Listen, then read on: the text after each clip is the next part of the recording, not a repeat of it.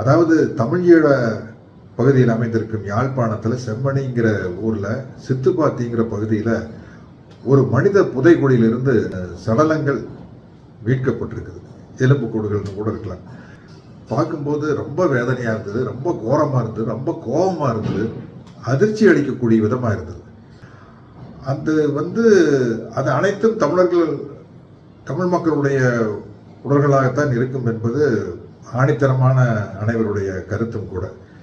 ஏன்னா யுத்த காலத்தில் அந்த பகுதி சிங்கள இராணுவத்தினுடைய கட்டுப்பாட்டில் தான் இருந்ததா சொல்லப்படுது. அப்புறம் அது அங்கே எரிக்கத்தான் செய்வாங்க, புதைக்க மாட்டாங்க போல இருக்குது.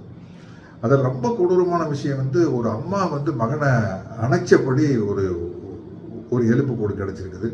ஒரு ஸ்கூலுக்கு போகிற பையன் புத்தக பையோட புதைக்கப்பட்டிருக்கிறான் இறந்து போய் அப்படிங்கிற மாதிரி விஷயங்கள் பார்க்கும்போது கொஞ்சம் கூட மனிதாயமற்ற செயலாக இருக்குது. இதை செஞ்சவங்க கிட்டேயே போய் நீதி கேட்டோம்னா கிடைக்காது. அதனால சர்வதேச நீதிமன்றத்தில் தான் இதை கொண்டு போகணும். இந்த கோர நிகழ்ச்சியை உலக நாடுகள் அனைவரது கவனத்திற்கும் கொண்டு செல்ல வேண்டும். அதற்கு தமிழர்களாகிய நாம் தான் பாடுபட வேண்டும். இது சர்வதேச நீதிமன்றத்தில் இந்த விஷயத்தை கொண்டு போய் சேர்த்து இந்த கொடூரமான விஷயத்துக்கு சரியான நீதி கிடைக்க வேண்டும் என்று நாம் அனைவரும் ஒன்றிணைந்து போராட வேண்டும். விஷயத்தை வெளியே கொண்டு போகணும் அப்படின்னு உங்களில் ஒருவனாக கேட்டுக்கொள்கிறேன். நன்றி, வணக்கம்.